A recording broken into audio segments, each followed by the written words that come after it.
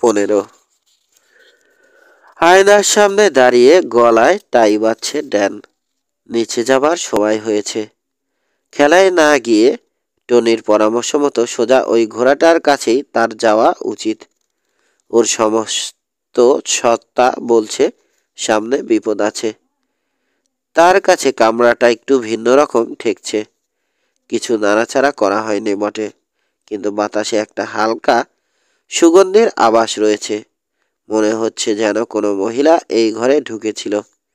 তার মা সিলিয়াও একই সুগন্ধি ব্যবহার করে, কিন্তু না, তা কি করে হয়?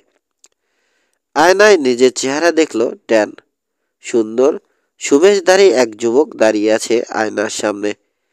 শরীরের কোথাও বাড়তি মেদ নেই, এমনকি কোমরে গোজা পিস্তলটাও উঁচু হয়ে ফুলে নেই। ঠিক ডিলান নাশের মতো দেখাচ্ছে ওকে। ডিলানের চেয়ে সামান্য একটু লম্বা, ওজনও কিছুটা বেশিই হবে। চমৎকার সুচিরি পুরুষ ছিল ডিলান। আর প্রিন্স রেসিভস্কির কাছে রেখে যাওয়া ডিলানের ঋণ সে শোধ করবে, কারণ সেই ডিলানের মৃত্যুর জন্য দায়ী। ভিভিয়ান রিচার্ড আর গিলি ওর হাতের পুতুল ছিল মাত্র। আসল হত্যাকারী প্রিন্স নিজেই। একবার তার কাঁধ থেকে বোঝাটা নেমে গেলে সে নিশ্চিন্ত মনে ক্যামেলিয়াকে বিয়ে করে সংসার পাততে পারবে। কিন্তু প্রথমে তাকে প্রিন্স রেসিভস্কির একটা বিহিত করতে হবে। কথাটা মনে হতেই একটা ঠান্ডা স্রোত বয়ে গেল ওর মধ্যে। শিউরে উঠল সে। তার মনে হচ্ছে যেন একটা মাকড়সার জালে আটকা পড়েছে ও। জালের দড়িগুলো টেনে আরো শক্ত করে জড়িয়ে ফেলা হচ্ছে ওকে। মুহূর্তের জন্য তার মনে হলো জাল ছিঁড়ে কোথাও চলে যেতে পারলেই যেন ভালো হতো। সে নিজে মরতে চায় না, আর কাউকে মারতেও চায় না। নিজের উপর বিশ্বাস থাকা ভালো। বিশ্বাস আছেও তার। সে জানে পিস্তল ছোড়ায় সে খুব পটু, কিন্তু পিস্তল ভালো চালাতে জানে এমন বহু লোকই মারা পড়েছে। বনি মরেছে, হিককও আর নেই। যে কোনো লোকের বেলাতেই এমন ঘটতে পারে। কথাগুলো ভাবতে ভাবতেই টাই ঠিক করে কোট পরে তৈরি হয়ে নিল ড্যান। পিস্তলটা জামায় ফেসে যাচ্ছে কিনা একবার পরীক্ষা করে দেখল। নিজের কামরাটা শেষবারের মতো একবার চেক করে করিডোরে বেরিয়ে এলো সে। তার সামনে মাত্র 25 ফুট আগে একজন মহিলাকে একা হেঁটে যেতে দেখল ড্যান। গলা আর মুখের ভিতরটা শুকিয়ে আসছে তার। ওই পিঠ ওই কাঁধ তার পরিচিত। আবার নিজের কামরায় ঢুকলো সে। জিনিসপত্রের ভিতর থেকে খুঁজে বইটা বের করলো সে। তারপর সোজা নিচে লবিতে নেমে এলো। এখনো সময় হয়নি, তবে হোটেলের রেস্তোরাঁয় ডিনার সার্ভ করা শুরু হয়েছে। ভিতরে ঢুকলো ড্যান। একটু দূরে ড্যানের দিকে পিছন ফিরে বসেছে মহিলা। ইশারায় একজন ওয়েটার ডেকে ওর হাতে বইটা আর $1 বকশিস দিয়ে সে বলল, বইটা ওই ভদ্রমহিলাকে দাও। অপেক্ষা করছে ড্যান। ওর বুকের ভিতর হাতুড়ি পিটছে। ওয়েটারের কাছ থেকে বইটা হাতে নিতে দেখে মেয়েটার দিকে এগিয়ে গেল সে। ঠিক তখনই ঘুরে চাইল মহিলা। ড্যান। নিজের হাত দুটো ওর দিকে বাড়িয়ে দিল মেয়েটা। সুন্দর সে, সত্যিই অপূর্ব দেখাচ্ছে। ড্যান, আবার বলল সে। এও কি সম্ভব? এক মুহূর্ত ওর দিকে চেয়ে রইল মেয়েটা। ড্যান, চমৎকার পরিপূর্ণ যুবক হয়ে উঠেছ তুমি। ডিলান তোমাকে দেখলে গর্ব বোধ করত। চেষ্টা করি আমি। ভেরনিকাকে বসিয়ে ঘুরে উল্টো দিকে গিয়ে ড্যান নিজেও বসল। তোমাকে সে ভালোবাসত। তুমিই একমাত্র মেয়ে যাকে সে মন প্রাণ দিয়ে ভালোবেসেছিল। ধন্যবাদ ড্যান। এতদিনে সঠিক জানলাম। মনে মনে সব সময়ে এটাই বিশ্বাস করতে চেয়েছি। আমিও ভালোবাসতাম তাকে, এখনো বাসি। ওর মতো মানুষকে সহজে ভোলা যায় না। কি করে মরল সে? শুনেছি একটা গোলাগুলি হয়েছিল। তুমি তা হলে জানো না? একটু ইতস্তত করল ড্যান, কিন্তু ইতস্তত করবার সময় এটা নয়। খুন করা হয়েছিল। দরজা দিয়ে বেরোবার সময় 3জন লোক একসাথে ওকে গুলি করেছিল। ডিলানকে খুন করার জন্যে ওই লোকগুলোকে ভাড়া করা হয়েছিল। টাকা দিয়ে খুন করানো হয়েছে। মেয়েটার চোখে মুখে ভয়ের চিহ্ন ফুটে উঠল। একজন সস্তা আমেরিকান অ্যাটর্নির মাধ্যমে টাকা দেয়া হয়েছিল। লোকটার নাম ভিভিয়ান রিচার্ড। তবে ওটা ওর আসল নাম নয়। টাকাটা কে দিয়েছে ড্যান? প্রিন্স রেসিভস্কি। রিচার্ড কথাটা স্বীকার করেছে। তোমার জন্যে খারাপ লাগছে আবার। তার দরকার নেই। প্রিন্সের জন্যে অনেক দিন পর্যন্ত আমার মায়া লাগতো। প্রায়ই আমার কাছ থেকে টাকা ধার নিত। রেসিভস্কি আমার চাচাতো ভাই। ওর মা আমাকে খুব আদর করতেন। আমারও তাকে খুব ভালো লাগতো। প্রথমে প্রিন্সকে ভালো মানুষ ভাবতাম, কিন্তু পরে টের পেলাম সে আমাকে নিজের সুবিধার জন্য ব্যবহার করছে। আমার ব্যক্তিগত জীবনে নাক গলাতে আরম্ভ করেছিল। চেষ্টা করে কয়েক বছর ওর সাথে সব যোগাযোগ বিচ্ছিন্ন রেখেছিলাম। অবশ্য তখন ওর টাকা ছিল, কিন্তু কিছু সম্পত্তি পেয়েছিল সে। জুয়া খেলে কিছু টাকাও জিতেছিল। পরে সব খুইয়েছে। অনেক বছর পর হঠাৎ একদিন আমার সাথে দেখা করে আমেরিকায় বেড়াতে আসার প্রস্তাব দিল। কেন এলাম জানি না। হয়তো ডিলান কোথায় বাস করত, দেশটা কেমন, এসব দেখার আশাতেই এসেছি। হঠাৎ ড্যানের দিকে চোখ তুলে তাকালো ভেন্নিকা। ড্যান, তুমি নিশ্চয় ওকে? না, মারতে চাই না। অন্য পথে সায়স্তা করব। আমার ধারণা আজ রাতে জুয়া খেলবে সে। আমিও ওর সাথে খেলতে বসবো। খুব ভালো খেলি আমি। ওখানেই ডিলান ন্যাশের কথাটা তুলব। ড্যান, তোমাকে খুন করে ফেলবে ও। রাখলে ওর মাথা আর ঠিক থাকে না। ঋণ আমাকে শোধ করতেই হবে। ডিলান যেভাবে করতো ঠিক সেভাবেই সব শোধ করব। ওকে মারতে চাই না, কিন্তু মুখোমুখি দাঁড়িয়ে ওকে বুঝিয়ে দিতে চাই। ইচ্ছা করলে সেটাও পারতাম। এত ঝুঁকি নিও না ড্যান, প্লিজ। ডিলানকে যারা মেরেছিল তাদের একজন এখন এই শহরেই রয়েছে। তুমি বলেছিলে 3জন ছিল, 2জন মারা গেছে। পিস্তল যুদ্ধে আমি ওদের মেরেছি, তবে খুঁজতে যাইনি। ওরাই এসেছে আমার পথে। ইচ্ছা করেই প্রসঙ্গ পাল্টালো ড্যান। কিছুক্ষণ কথা বলবার পর উঠে দাঁড়ালো সে। তুমি যদি কিছু মনে না করো, তবে এই বইটা আমার কাছেই রাখতে চাই। তোমার চিঠি হিসেবে ওটা আমার খুব প্রিয়। অনেক যত্ন করে এতদিন ওটাকে আগলে নিয়ে বেরিয়েছি। ছেলেবেলায় কোনো মহিলার আদর পাইনি। যা পেয়েছি তা তোমার কাছ থেকেই। আমার কাছে এর দাম অনেক। জেনে খুশি হলাম। ডিলানকে এম্পায়ারে কবর দেয়া হয়েছে। জায়গাটা এখান থেকে কাছেই। ঝামেলা মিটে গেলে যদি চাও তোমাকে ওখানে নিয়ে যাব। পৌঁছে ড্যান দেখলো ঘন্টাখানেক আগেই খেলা শুরু হয়ে গেছে। প্রিন্স রেসিভস্কি জিতছে। টাকার গরমে উত্তেজিত হয়ে বেশ ঝুঁকি নিয়ে খেলছে সে। কয়েক মিনিট নীরবে দাঁড়িয়ে খেলা দেখলো ড্যান।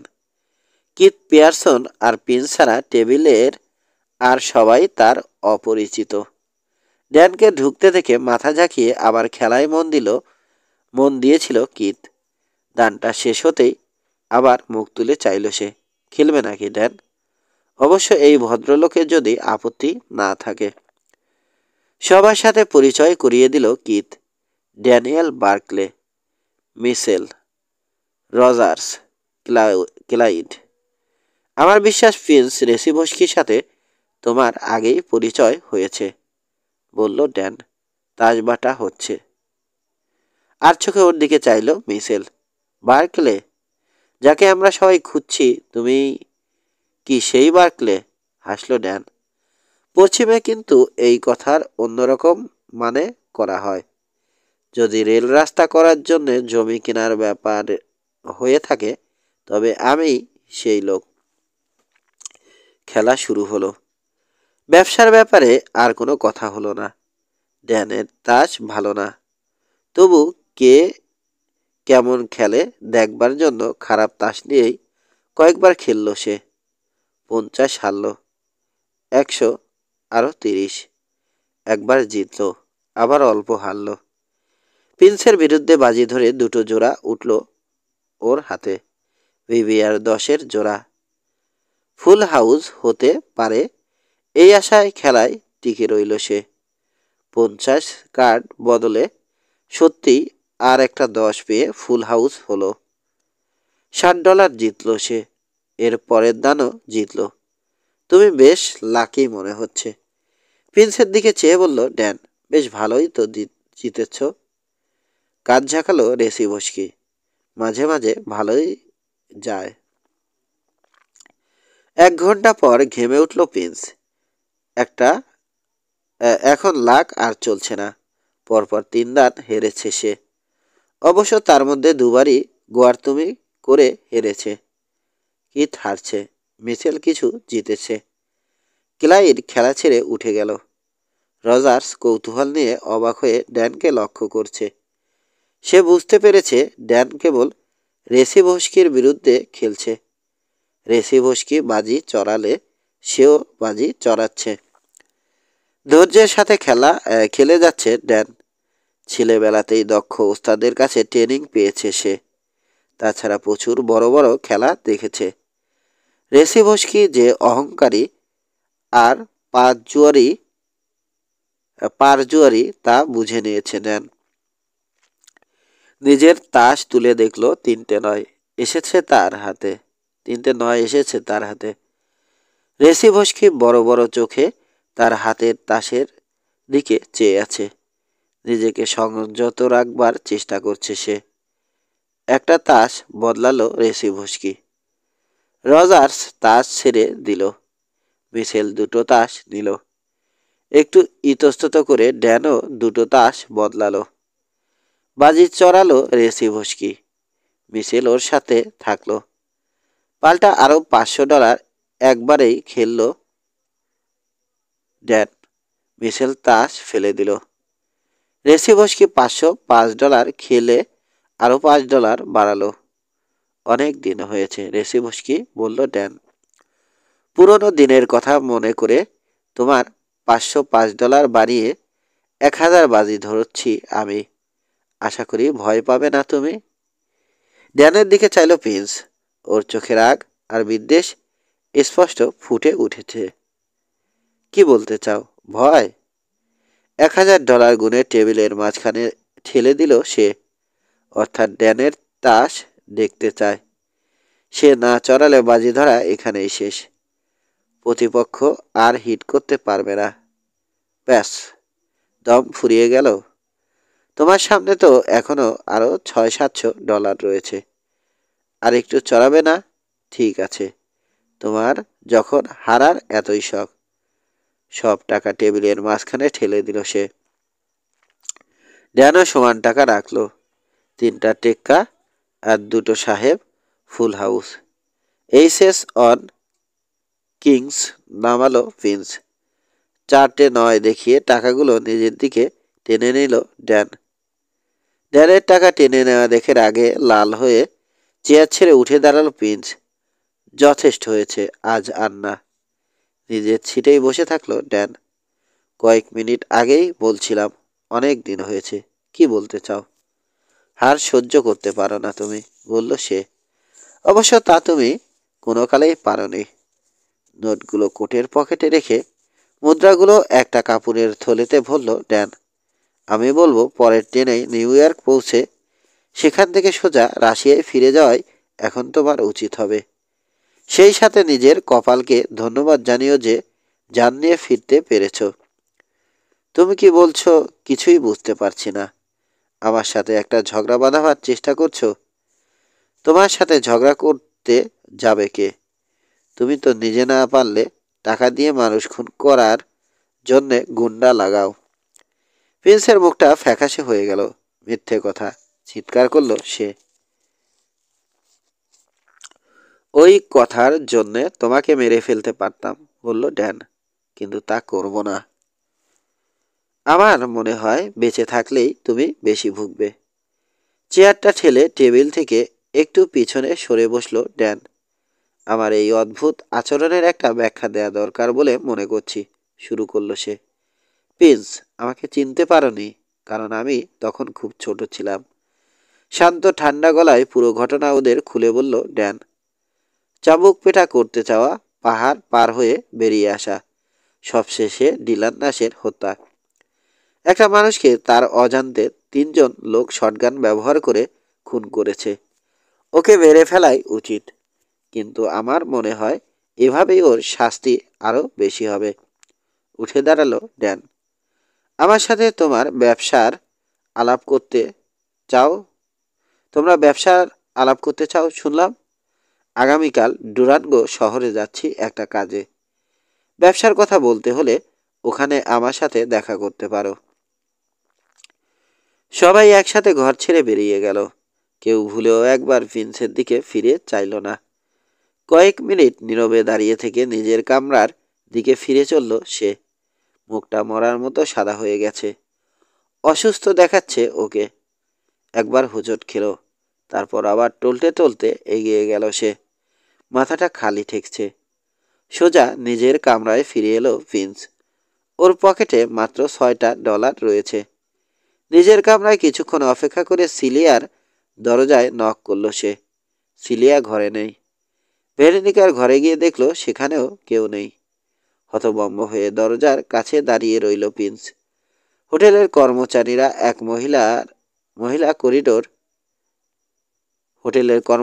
মহিলা করিডোর হয়ে দরজার দিয়ে এগিয়ে যাবার সময় ওকে দেখে থামল। ওই কামরার ভদ্রমহিলা চলে গেছেন, জানালো সে। যাবার সময়ে বলে গেছেন এম্পায়ার না জর্জ টাউন কোথায় যেন যাবেন। ভেরোনিকা চলে গেছে? বিশ্বাস হচ্ছে না তার। কিন্তু ডেস্কের ক্লার্ক তাকে একই কথা জানালো। এখন সিলিয়ার জন্য অপেক্ষা করা ছাড়া কোনো উপায় নেই। একটু পরে মিশেল ওকে সম্পূর্ণ উপেক্ষা করে পাশ দিয়ে সামনে এগিয়ে গেল। গাল বকল প্রিন্স, কিন্তু জায়গা ছেড়ে নড়ল না সে। এই শহর ছাড়তে হবে, পূবে যাওয়া দরকার তার। পায়চারি করতে শুরু করলো রেসিভস্কি। বাইরে বেরিয়ে এলো সে। সিলিয়া যদি একবার অস্বস্তি বোধ করছে ও। সিলিয়া যদি জানে বা ঘুণাক্ষরেও টের পায় তার এমন নাজেহাল অবস্থা, তবে আর ওর সাথে দরাদরি করবার উপায় থাকবে না। কেনা গোলাম হয়ে থাকতে হবে না। প্রথম সুযোগেই টেলিগ্রাম করে টাকা পাঠাতে বলতে হবে। কিন্তু কাকে টেলিগ্রাম করবে? সবাই যে ওর কাছে টাকা পায়।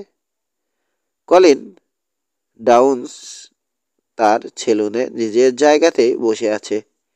দরজা খুলে একজন ভিতরে ঢুকলো। গিলি, কি খবর? বসো। ধীর পায়ে কামরার ওপাশে গিয়ে কলিনের টেবিলে বসলো সে। বারটেন্ডার কোথায়? ওকে ছুটি দিয়েছি। আজকে এখানে কাজের চাপ কম। নাও। বোতলটা ওর দিকে এগিয়ে দিল কলিন। এটা বারের হুইস্কির চেয়ে অনেক ভালো। গিলিদার গ্লাসটা ভরে নেয়ার পর কলিন বলল, চোখ কান খোলা রেখেছি আমি। আশেপাশে অনেক কিছুই ঘটছে যা হঠাৎ করে টের পাওয়া যায় না। মাথায় একটা বুদ্ধি খেলছে। আমরা দুজনেই বেশ কিছু টাকা কামিয়ে নিতে পারবো। আমার হাতে কাজ রয়েছে। শোনো, আমার মাধ্যমেই কাজ পেয়েছো তুমি। আমার সাথে অন্তত কিছুটা সহযোগিতা তোমার করা উচিত, কি বলো? শব্দ করে কৌতুকহীন হাসি হাসল গিলি। তাতে তোমার খুব সুবিধা হয়, তাই না? কিন্তু না, আসলে আমার হাতে দুটো কাজ রয়েছে কলিন। একটা এই শহরেই, আর অন্যটা ডুরান্গোতে। মদ খাবার জন্য একটু থামল সে। একটা কাজ সত্যিই আমার পছন্দসই হয়েছে। ড্যান বার্কলেকে শেষ করার কাজ পেয়েছি। সোজা হয়ে বসলো কলিন। ডান বার্কলে সিলিয়া ফসেটের সাথে ওই একই হোটেলে উঠেছে। ওই লোকটারই জমি রেল রাস্তা করবার জন্য অনেকে কিনতে চাচ্ছে। এই লোকটাই না লুকাস নোয়েলকে মেরেছে? মেরেছে? হ্যাঁ, পরে কিটকেও মেরেছে। ভাবতেই পারিনি ওই ছোড়া কিটকে ঘায়েল করতে পারবে। গিলাসের তলা দিয়ে টেবিলের উপর ভেজা বৃত্তের ছাপ আঁকছে কলিন। গিলির কথাগুলো ঠিক ওর কানে পৌঁছাচ্ছে না। জানো, বলল সে, এতে টাকা আছে। সামান্য কয়েক ডলার না, অনেক টাকা। কিন্তু আমাদের জলদি কাজ সারতে হবে। তোমাকে তো বলেছি আমার হাতে রয়েছে। এই শহরেই একটা কাজ আছে। এই শহরে? ওর দিকে চাইল কলিন। কে, গিলি? হাতের উল্টো পিঠ দিয়ে নিজের গোঁফ মুছল গিলি। হঠাৎ হাসল সে। ওর ছোট ছোট দুটো প্রায় বন্ধ ওর ছোট ছোট চোখ দুটো প্রায় বন্ধ হয়ে এলো। এক মহিলা, বলল সে। ড্যানিয়েল বার্কলের মাথার জন্যে সে আমাকে $5,000 দিয়েছে, আর 1,000 দিয়েছে অন্য কাজটার জন্যে। কে সে? আমাকে বললে তোমার কোনো ক্ষতি হবে না গিলি। দাঁত বের করে হাসল সে। তোমাকে বললে কোনো ক্ষতি হবে না সে বিশ্বাস আমার আছে কলিন। লোকটা তুমি। গিলের গিলির দিকে বোকার মতো তাকিয়ে আছে কলিন। কথাটা ঠিক মাথায় ঢুকছে না ওর। অত্যন্ত ধীরে কথার মানেটা ওর মগজে ঢুকলো, কিন্তু তারপরে কথাটা অবাস্তব বলে মনে হচ্ছে। কলিন ডাউন্স এর জীবনে এমন ঘটনা কিছুতেই ঘটতে পারে না। নিশ্চয় ঠাট্টা করছো, বলল সে। এই মহিলা তোমার জন্যে $1,000 আমাকে দিয়েছে। এত সহজে টাকা কামানোর সুযোগ পাবো কখনো ভাবিনি। তার নির্দেশ, আজ রাতের মধ্যেই তোমাকে শেষ করতে হবে। টাকাটা আমি নিয়েছি কলিন। মাথা খারাপ হয়েছে তোমার? আমরা একসাথে কত টাকা কামিয়েছি ভেবে দেখেছ? কিন্তু টাকা পেয়েছি কাজ শেষ হবার পর। এবার অন্য ব্যবস্থা আগেই পেয়েছি। ড্যান ছেলেটা পিস্তল ভালো চালায়। হয়তো ওকে মারা একটু কঠিন হবে, কিন্তু তোমার বেলায় তা হবে না। ভুল জায়গায় নাক গলিয়েছিলে। উল্টো পাল্টা প্রশ্ন করে নিজের বিপদ ডেকে এনেছ। কথা শোনো গিলি, আমি যে কাজের কথা বলছি তাতে অনেক টাকা আছে, ডাবল টাকা। তুমি। টেবিলের তলায় গুলির শব্দ কিছুটা চাপা পড়ল, তবু শব্দটা জোরালোই শোনালো। পেটে প্রচণ্ড ধাক্কা খেল কলিন। টেবিল আঁকড়ে ধরে থাকবার চেষ্টা করে চেয়ার থেকে পিছলে মাটিতে পড়ল সে। এক মুহূর্ত হাঁটুর উপর ভর দিয়ে টেবিলের কোণা খামছে ধরে গিলির দিকে চেয়ে রইল সে। বোতলটা তুলে নিয়ে গলায় ঢেলে ঢকঢক করে মদ খাচ্ছে গিলি। উঠতে চেষ্টা করেও পারল না কলিন। টেবিল থেকে হাত ছুটে গেল। মাটিতে লুটিয়ে পড়ল সে। বুটের মাথা দিয়ে ওকে একটা গুঁতো দিল গিলি। তারপর সন্তুষ্ট হয়ে বোতলটা নিয়ে পিছনের দরজা দিয়ে গলিতে নামল। আস্তাবল পার হয়ে রাস্তার উল্টো পাশে বাঁধা ওর ঘোড়াটার কাছে চলে এলো সে। 20 মিনিটের মধ্যেই ঘোড়ার পিঠে শহর ছেড়ে বেরিয়ে পড়ল। পশ্চিমে যাচ্ছে সে। 16 ডুরান্গো বাসিন্দাদের পিস্তলের গুলির ঘুম পাড়ানি গান না শুনলে ঘুম আসে না। নতুন শহর উৎসব এখনো যেন শেষ হয়নি। ওয়েস্ট এন্ড হোটেলের শুভ উদ্বোধনের অল্পদিন পরেই স্টকটন সিমন্স দলের বন্দুকবাজ সদস্যরা গোলাগুলি করে ওটা প্রায় ঝাঁঝরা করে দিয়েছে। ডুরান্গোর স্টকটন গ্যাংয়ের সাথে ফারমিংটনের সিমন্স দলের ঝগড়া আর বিরোধ অনেক দিনের। মাঝখানে পড়ে হোটেলের 12টা বেজেছে। প্যাগোসা স্প্রিংস টেইল ধরে শহরে পৌঁছালো ড্যান। ইচ্ছা করে ডেনভার থেকে সবচেয়ে লম্বা আর নির্জন পথটা বেছে নিয়েছে সে। তার দীর্ঘ বিশ্বাস অন্য পথ দিয়ে এলে গিলেবা ওর মতো আর কারো সাথে তার পথে দেখা হতো। শহর থেকে 30 মাইল দূরে টনির দেখা পেল সে। ক্যামেলিয়া কিছুতেই পিছনে পড়ে থাকতে রাজি নয়। স্টেজ কোচে ডুরাঙ্গো পৌঁছেছে সে। 2 মাইল উত্তরে অ্যানিমাস সিটি। রেল রাস্তা যখন বসানো হলো, সেটা অ্যানিমাস পর্যন্ত গেল না। তাই ওই শহরের বেশিরভাগ লোকই তল্পাতল্পি গুটিয়ে দক্ষিণে ডুরাঙ্গোতে এসে বসবাস শুরু করেছে। ঘোড়া দুটো আস্তাবলে রেখে নিজেদের রাইফেল নিয়ে হোটেলের দিকে এগোলো ওরা। দরজার মুখেই ওদের জন্য অপেক্ষা করছিল ক্যামেলিয়া। ড্যান, বলল সে, টেরি নামের একজন মাইনার এখানে উঠেছে। সে নাকি তোমাকে চেনে। তোমার একটা বাক্স এনেছে সে। থ্যাঙ্কস। হোটেলের দরজায় দাঁড়িয়ে তীক্ষ্ণ নজরে রাস্তাটায় একবার চোখ বুলিয়ে নিল। অস্বাভাবিক কিছুই তার চোখে পড়ল না। গিলির কোনো চিহ্ন দেখা যাচ্ছে না। গিলির সাথের লোকগুলোকে সে চেনে না, কেবল নাম জানে। রুপার্ট সিমাস আর হ্যাঙ্ক। হয়তো হ্যাঙ্ককে সে চিনতে পারবে। হ্যাঁ, ওকে ঠিকই চিনবে ড্যান। সেই লম্বা হ্যাংলা চেহারা, শরীরে দুর্গন্ধ, কারণ গোছল খুব কমই করে ও। একটা কাঁধ অন্যটার চেয়ে একটু নিচু, আর মাথায় সিট। ডিলান বলেছিল হ্যাঙ্কের ব্যাপারে নিশ্চয় করে কেউ কিছু বলতে পারে না। কথাটা ভোলেনি সে। ডাফও এখানে এসে পৌঁছেছে। স্টেজের পিছন পিছন ঘোড়া ছুটিয়ে এসেছে, জানালো টনি। ক্যামেলিয়ার নিরাপত্তা নিশ্চিত করছিল সে। ক্যামি জানতে পারলে ওকে খেয়েই ফেলবে। অবশ্য নিজের উপর আস্থা আছে ওর। তবে কিছুই বলা যায় না কখন কি বিপদ আসে। ডাফ ওদের সবাইকেই চেনে। হ্যাঙ্কের সাথে ভালো জানাশোনা আছে ওর। হ্যাঁ, ওর কথা আমারও বেশ মনে আছে, বলল ড্যান। আমার নানাবাড়ির লোকজনকেও সে চেনে। সেও নাকি অধিকারী লোক। ডুরান্গোর আবহাওয়াটা বেশ ঠান্ডা, চমৎকার।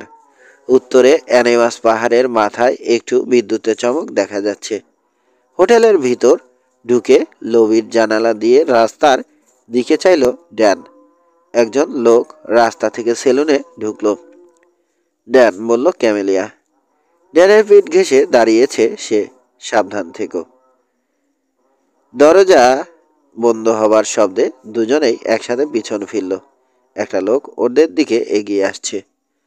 হোটেলের পেছনের দরজা দিয়ে ঢুকেছে সে। ডাফ। হঠাৎ ড্যান উপলব্ধি করল ডাফ বুড়ো হয়েছে। কথাটা আগে কখনো ওর মাথায় আসেনি। ওকে সবসময়ই সে দুর্দান্ত আউটল, গান ফাইটার আর সেই চিরাচরিত ডাফ হিসেবেই দেখেছে।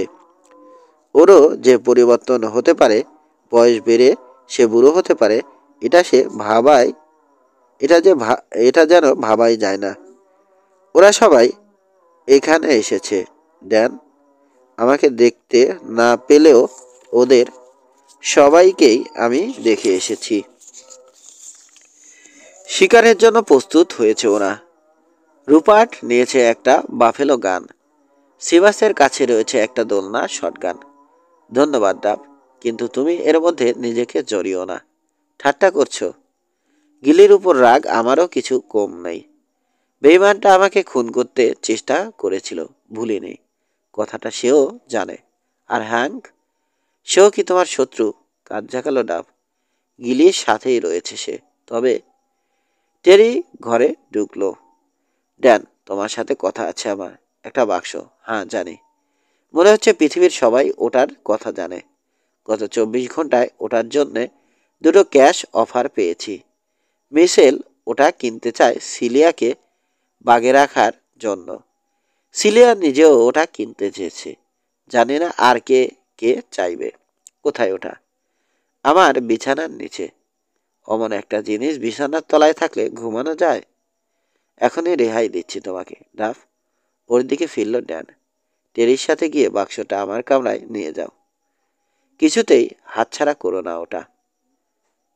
আর ওটা পাহারা দিতে গিয়ে এদিকে মারপিট মিস করি না ক্যামেলিয়া। না ক্যামেলিয়া, তোমাকে রেহাই দেয়া পর্যন্ত ওটার সাথে থেকো। টনি এতক্ষণ দরজায় হেলান দিয়ে রাস্তার দিকে নজর রেখেছিল।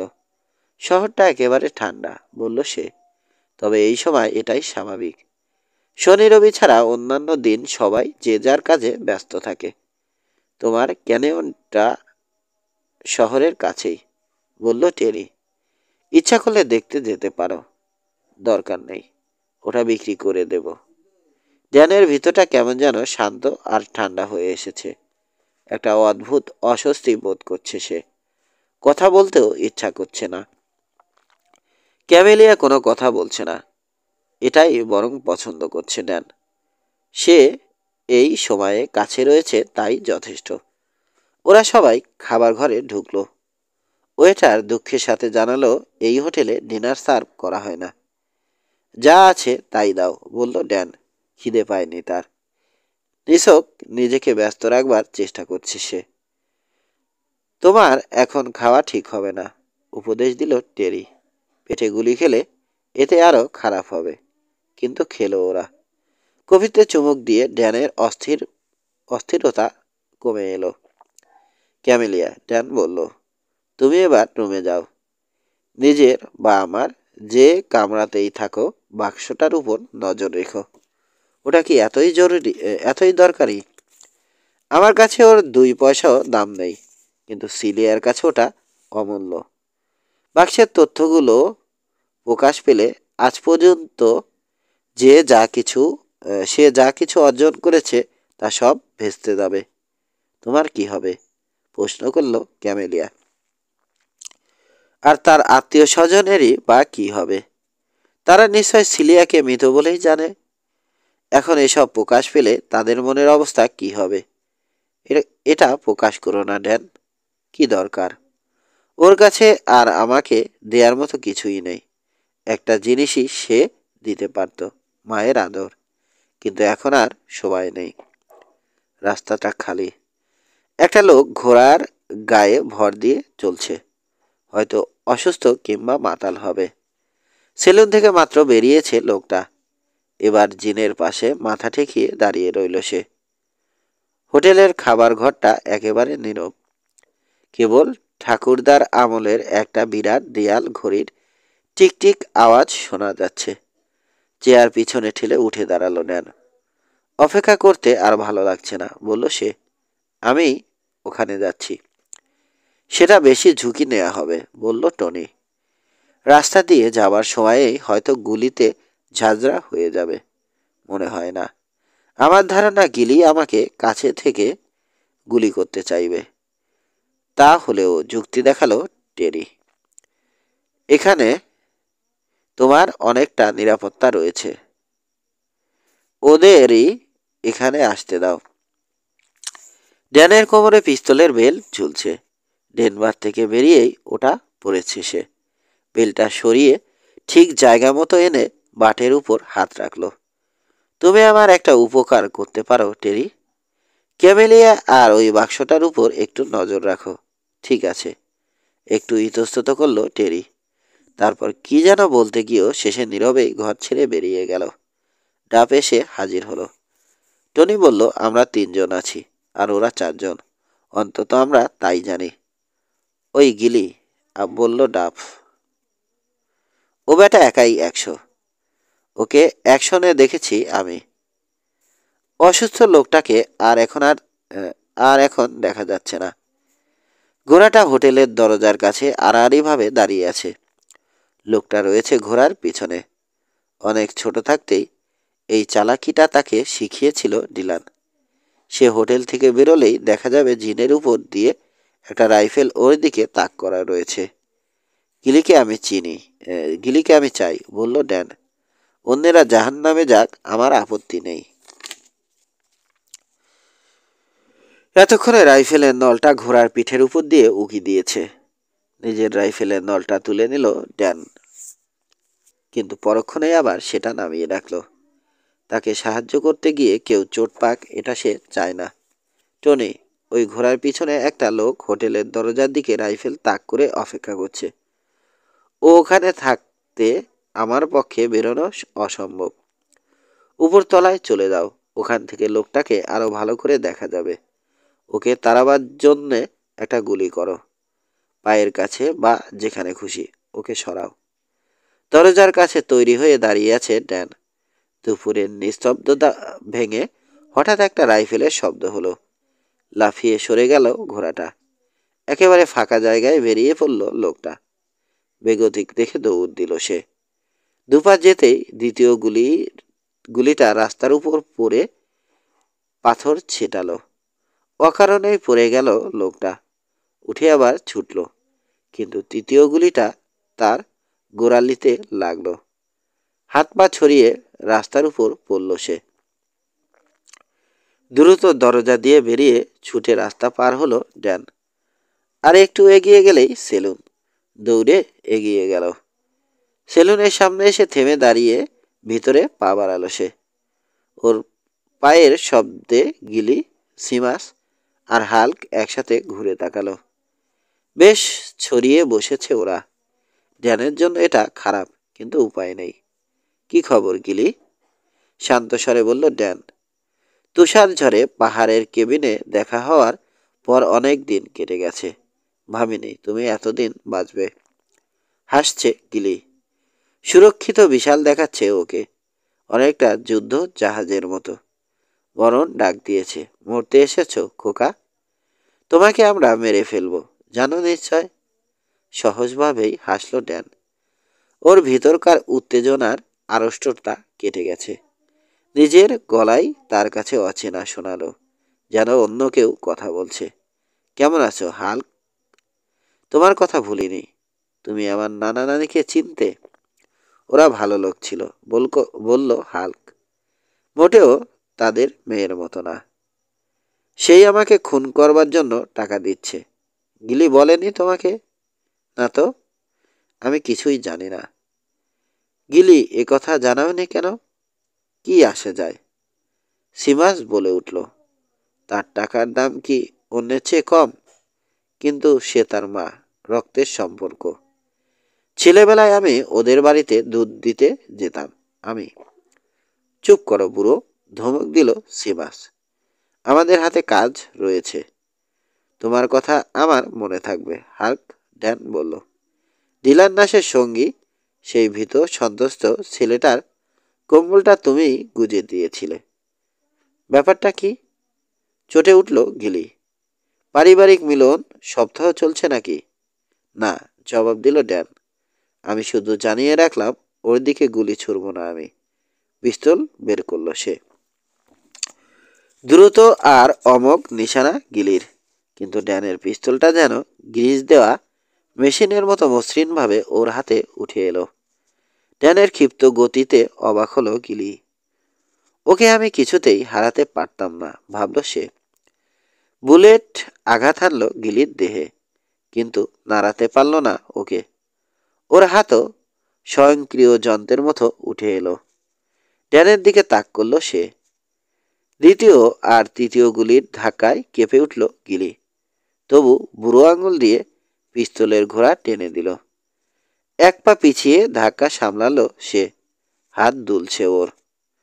ঘরের মধ্যে চারদিক থেকে গুলির আওয়াজ হচ্ছে, কিন্তু সেদিকে ড্যানের নজর নেই। তার একমাত্র লক্ষ্য গিলি। পাশে এক পা সরে গিয়ে আবার গুলি করল ড্যান। 4টে বুলেট, তারপর আরও একটা। ঘুরে গুলি করল গিলি। বুলেটের আঘাতে ঘুরে হাঁটু গেড়ে বসে পড়ল ড্যান। আর একটা বুলেট ওর মাথার কিছু চুল ছিঁড়ে নিয়ে বেরিয়ে গেল। হাঁটু গেড়ে পড়ে না গেলে ওর আর রক্ষা ছিল না। লাফিয়ে উঠে গিলির দিকে ঝাঁপ দিল ড্যান। পিস্তলের ব্যারেল দিয়ে ওর মাথায় আঘাত করল গিলি। মাথাটা চট করে সরিয়ে নিয়ে ছুরি মারবার ভঙ্গিতে পিস্তলের নলটা ওর পেটে ঢুকিয়ে দেওয়ার চেষ্টা করল ড্যান। শক্ত করে পিস্তল ধরে রেখে ট্রিগার টিপে দিল সে। ঝাঁকে খেয়ে ওর দেহটা ড্যানের হাতের উপর এসে পড়ল। গিলির মুখটা ড্যানের মুখ থেকে মাত্র কয়েক ইঞ্চি দূরে রয়েছে। হ্যালো গিলি, বলল সে। তারপর আবার বলল, গুড বাই বন্ধু। লোকটা ড্যানের গায়ের উপরে নেতিয়ে পড়ল। পিস্তলটা ওর হাত থেকে ছুটে মেঝেতে পড়েছে। পিছনে সরে গেল ড্যান। ধপাস করে গিলির ভারী দেহটা মাটিতে পড়ল। একই সাথে দরম করে দরজা খুলে ভিতরে ঢুকলো ডাব আর টনি। সিমাস মাটিতে পড়ে আছে। ওকে গুলি করে ঝাঁঝরা করে দিয়েছে হাল্ক। বারে হেলান দিয়ে পা ছড়িয়ে মেঝেতে বসে আছে সে। ওরা ভালো লোক ছিল, বলল হাল্ক। শীতের সকালে নিজে থেকেই আমাকে আগুনের ধারে ডেকে আগুন পোহাতে দিত। সিলিয়ার মেয়ে ওদের মোটেও প্রাপ্য ছিল না। তখনও সে এই রকমই হিংসুটে ছিল। ওর শার্টটা রক্তে ভিজে উঠছে। তুমি ঘায়েল করেছ ওকে, খোকা। গিলি ব্যাটাকে শেষ করেছ। ওর ধারণা ছিল ওকে মারার মতো বুলেট এখনো তৈরি হয়নি। হাঁটু গেড়ে ওর পাশে বসে পড়ল ড্যান। Thanks Hulk. ডিলান সবসময়ই বলতো, তোমার অন্তরটা ভালো, কিন্তু মাথায় গোলমাল আছে। সবাই বলে আমার মাথায় ছিট আছে, কিন্তু সিলিয়ার বাপ মা ডিলান বা তোমার জন্যে তো তাতে কিছু আসে যায়নি। হ্যাঙ্ক। আমি ড্যান। ওকে ডাকলো ডাফ। মারা গেছে হ্যাঙ্ক, কিন্তু মনের দিক থেকে অনেক আগেই মৃত্যু হয়েছে ওর।